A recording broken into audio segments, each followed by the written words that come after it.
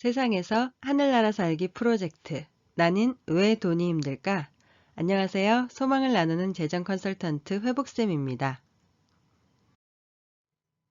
여리고에서 배우는 성경적 재정관리 2장 2단원 신호편. 내 삶을 결정짓는 질문 도대체 왜입니다.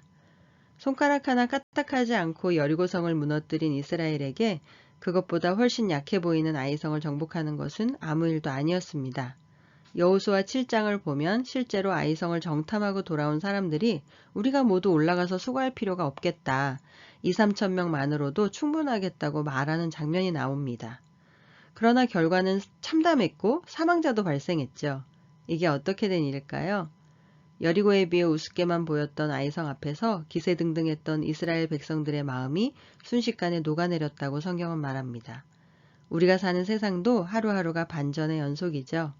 지구촌 뉴스에는 늘 새로운 사건 사고가 가득하고 어제의 성공이 오늘을 장담할 수 없는 불확실성이 넘쳐납니다.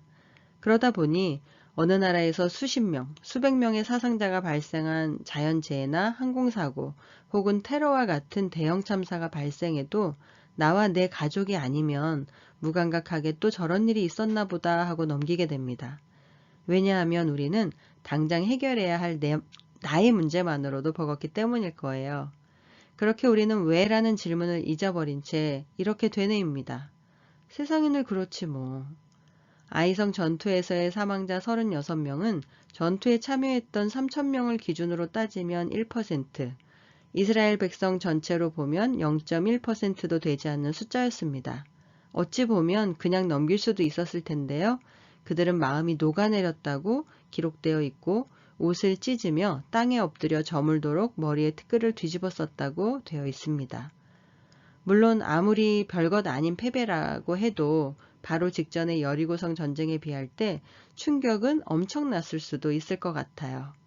그러나 중요한 것은 그것을 정말 엄청난 사건으로 생각하는 사람이 있었지만 별것 아닌 사건으로 생각하는 사람도 있었을 거라는 사실입니다. 우리도 마찬가지입니다. 우리 삶에서 여리고 전쟁과 같은 큰 승리가 있다면 그 승리에 도취해서 그 이후에 작은 실패를 무심코 지나치는 경우가 많은데요. 이스라엘과 여호수아는 그렇지 않았습니다. 잘못 끼워진 작은 나사못 하나가 큰 기계를 망가뜨리고 손가락만한 작은 구멍이 큰 저수지를 무너뜨리기도 합니다. 이처럼 별거 아닌 것 같은 현상들도 돌이켜 바로잡지 않은 채 내버려 두면 시간이 지나면서 그것들이 누적되고 엄청난 사건을 초래하게 됩니다. 개인의 재정 문제도 동일합니다. 처음 세례를 받았을 때의 감격, 이런저런 훈련을 마치고 어떤 직분을 받았을 때의 감격, 또는 사회에 첫 발을 내디뎠을 때나 결혼해서 가정을 꾸몄을 때에 앞으로 더욱 열심히 일해서 하나님께서 채워주실 재정으로 나와 내 가족의 필요는 물론 세상의 고아와 과부를 위해 흘려보내며 빛과 소금의 역할을 감당하리라 작정했지만 지금 자신을 되돌아볼 때 신뢰보다 불안이 앞서고 필요보다 욕망이 앞서고 구제보다 쌓아두는 것에 더 매진하고 하나님과의 내밀한 관계보다 현재의 직분 유지나 다른 사람들의 시선에 더 익숙해 있는 자신을 발견한다면 그것은 아마 하나님께서 우리에게 보내주신 크고 작은 신호들을 외면한 결과이지 않을까 생각해 봅니다. 하나님께서는 우리가 잘못된 선택을 하거나 잘못된 길을 가고 있을 때 때로 크고 작은 질병이나 사고 혹은 전혀 예상하지 못한 장애물 혹은 주변 사람들이나 책 속의 조언 혹은 이유를 알 수 없는 불안 등 여러 가지 수단들로 신호를 보내십니다. 가끔은 여리고 전쟁처럼 아주 구체적인 방법까지 세세하게 알려주시기도 하는데요. 재테크에도 신호가 있습니다. 재테크에는 금리와 환율이라는 신호가 있습니다. 그 신호들이 투자 시장의 방향을 결정합니다. 그러나 대부분의 사람은 이런 신호들을 단순하게 생각합니다. 예를 들면 금리가 오르면 지금 상환하고 있는 대출금리 이자가 오르는데 큰일 났네 생각하고 반대로 금리가 내리면 대출금 이자가 떨어지겠구나 라는 생각 정도만 하죠. 그러나 금리의 오르내림은 대출금 이자는 물론 소비, 생산, 주식, 부동산, 자금순환 등 우리가 알고 있는 거의 모든 분야에서의 경제 및 금융 변화의 신호탄으로 작용합니다. 환율도 마찬가지입니다. 심지어 환율 전쟁이란 표현조차 어색하지 않을 만큼 경제 및 금융 변화에 미치는 영향이 큽니다. 재테크에서 금리와 환율에 대한 이해가 중요한 이유입니다. 금리는 우리가 은행에 돈을 맡겼을 때 받는 이자라고 생각하면 되는데요. 그러나 금리는 이자 그 이상의 의미가 있습니다. 투자 시장의 변화를 유발하는 중요한 요인이기 때문입니다. 미국 금리 인상 소식에 모든 나라가 신경을 곤두세우는 이유죠. 금리는 대체로 선진국보다 후진국이 높은데요. 자본이 부족한 만큼 상대적인 고금리로 외국 자본을 유치해야 하기 때문입니다. 반면 후진국은 선진국에 비해 위험성이 높습니다. 따라서 금리는 위험을 감수하는 데 대한 보상이기도 합니다. 후진국의 금리가 선진국의 금리와 동일하다면 당연히 안전한 선진국에 투자하려고 할 것입니다. 미국의 금리 인상 여부 및 정도는 전 세계 많은 국가가 경제 정책을 수정해야 할 만큼 위력적입니다. 금리 변동과 관련해서 앙드레 코스톨라니의 달걀 모형을 기억해 두시면 도움이 됩니다. 앙드레 코스톨라니는 유럽의 워렌 버핏이라고 불리는 투자의 귀재인데요. 국채 투자로 6,000배의 수익을 얻기도 했던 그는 대중심리와 반대로 움직여야 돈을 벌 수 있다는 신념을 가지고 투자를 했던 사람으로 많은 사람들에게 영감을 줬던 사람입니다. 그가 남긴 이론 중에서 달걀 모형 이론은 가장 널리 알려진 이론인데요. 한번 살펴볼까요?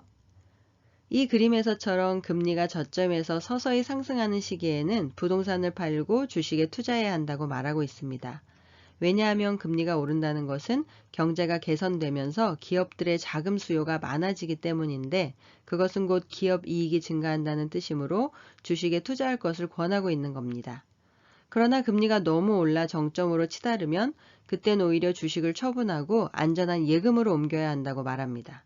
머지않아 금리가 꼭지점을 찍고 하락한다는 것은 경제가 나빠지면서 기업들의 자금 수요가 줄어들고 기업 이익도 적자로 돌아설 가능성이 많아지기 때문입니다. 금리가 정점에서 하락하는 시기에는 채권으로, 더 떨어져 바닥에 이를 때에는 채권보다 부동산에 투자하라고 합니다. 코스톨라니의 달걀 모형에서 주목해야 할 것은 금리 저점과 고점이 언제인가에 대한 기준인데요.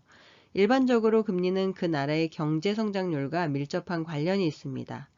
왜냐하면 경제가 성장하면 금리가 올라가고 경제가 침체되면 금리 역시 내리기 때문입니다.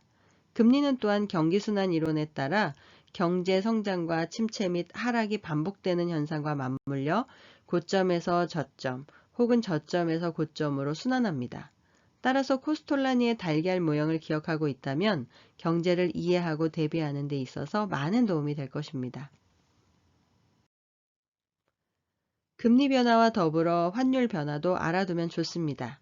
금리는 환율 변화에 가장 직접적인 영향을 끼칩니다. 예컨대 금리가 높아지는 것은 그 나라의 돈의 가치가 올라간다는 의미와 같은데요. 미국이 금리 인상을 하게 되면 환율은 더 오르는 것이 일반적이지만 환율은 금리만으로 결정되진 않습니다. 기본적으로 그 나라의 대외 경쟁력이 화폐 가치에 반영되기 때문입니다. 또한 원화 가치가 떨어지는 것을 꼭 나쁘게만 볼 수도 없는데요. 수출 주도 성장 국가인 한국은 주요 수출 시장인 선진국의 제품 단가 하락 효과로 인해 가격 경쟁력이 생기기 때문에 달러 강세, 원화 약세 환경이 오히려 유리할 수도 있습니다. 반대로 수입 업체들은 원화 가치 하락으로 수입 단가가 올라가 제품의 가격이 인상되면서 물가가 올라가게 되고요. 이렇게 경제는 모두 연결되어 있고 오르고 내리고를 반복하며 순환합니다. 해외 펀드 등 글로벌 투자를 하는 분들이라면 특히 환율의 기본 원리를 이해하고 계셔야 하는데요. 왜냐하면 해외 펀드에 가입할 때 해지 혹은 언해지 가운데 선택할 것을 요구받기 때문입니다. 해지는 환율 변동 위험을 부담하지 않는 것이고요. 언해지는 환율 변동 위험을 부담하는 것입니다. 펀드에 따라서는 해지 혹은 언해지가 기본으로 설정된 것도 있지만 해지 여부를 선택해야 하는 경우도 있습니다. 만약 환매 시점의 원화 가치가 투자 시점보다 더 오를 것으로 예상한다면 해지가 더 유리하고요. 그 반대의 경우라면 언해지가 유리합니다. 실제로 해외 펀드는 대부분 먼저 원화에서 달러로 환전된 후 투자되고 환매될 때도 달러로 판 후 원화로 다시 환전하는 과정을 거치기 때문에 전체적인 수익률에서 순수한 투자 수익률보다 환율이 더 큰 영향을 미치기도 합니다. 달러당 1,000원 시점에서 미국 펀드에 100만원 투자했다가 1,100원 시점에서 그 펀드를 팔았고 투자 수익률이 마이너스 5%라고 가정하면 환율 때문에 이익을 얻을 수 있습니다. 원금 100만원을 달러로 환전하면 1,000달러였지만 마이너스 5%로 인해 950달러가 되었음에도 불구하고 이것을 다시 원화로 환전하면 104만 5천원이 되기 때문입니다. 그런데 이때 해지를 선택했다면 이익은커녕 오히려 손해가 발생했겠죠. 가만히 앉아서 이익을 볼 수도 손해를 볼 수도 있는 것이 환율 변동성입니다. 그러나 환율 변동 위험 역시 투자에 어쩔 수 없는 위험으로 받아들이는 것이 바람직하다고 생각합니다. 해지보다 언해지를 추천하는 이유는 미래의 환율 변동을 장담할 수 있는 사람은 없기 때문인데요. 적은 돈으로 꾸준히 투자할 수만 있다면 투자 기간을 여유 있게 설정해서 환차손이 생기는 시점을 피하고 환차익이 생기는 시점을 기다려서 환매할 수 있으니까요. 환율 변동도 자연스러운 위험으로 인내하며 전체적인 투자 수익률을 늘릴 수 있는 한 방법이 될 것입니다. 현재 투자를 하고 계시고 늘 경제기사를 보시는 분들이라면 익숙하고 쉬운 내용이었겠지만 오랫동안 손 놓고 계셨던 분들이라면 익숙하지 않아서 어려우셨을 거예요. 어려서 많이 들었던 경제상식 다시 한번 짚어볼까요? 만원으로 달러를 사려고 합니다. 낮은 환율 1,000원일 때와 높은 환율 2,000원일 때로 비교해 놓았는데요. 낮은 환율 1,000원일 때 1,000원으로 1달러를 살 수 있으니 10개를 살 수 있죠. 원화의 가치는 높고 달러의 가치는 낮습니다. 높은 환율 2,000원일 때 2,000원으로 1달러를 살 수 있으니 5개밖에 살 수 없습니다. 원화의 가치는 낮아졌고 달러의 가치는 높아졌지요. 환율이 낮을수록 원화 강세, 달러 약세, 수출기업 경쟁력은 하락하게 되고요. 환율이 높을수록 원화 약세, 달러 강세, 수출기업 경쟁력은 상승합니다. 머리 아프세요? 재테크의 신호를 알고 지혜로운 재정을 관리하려면 꾸준히 배우고 실행하는 수고 없이는 대안이 없는 것 같습니다. 배우고 훈련하지 않는다면 시장의 신호를 무시하거나 몰라서 언제나 손해보는 재테크를 할 수밖에 없고 세상에서 탁월하게 살아내기도 어려워질 거예요. 그래서 저도 포기하지 않고 한 걸음씩 나아가고 있습니다. 여러분도 함께 화이팅 하세요. 이제 와서 무슨 공부냐고요? 너무 늦지 않았냐고요? 여러분, 눈에 보이는 것, 귀에 들리는 것에 속지 마세요. 오늘 하루의 싸움을 응원합니다. 함께 해주셔서 감사합니다.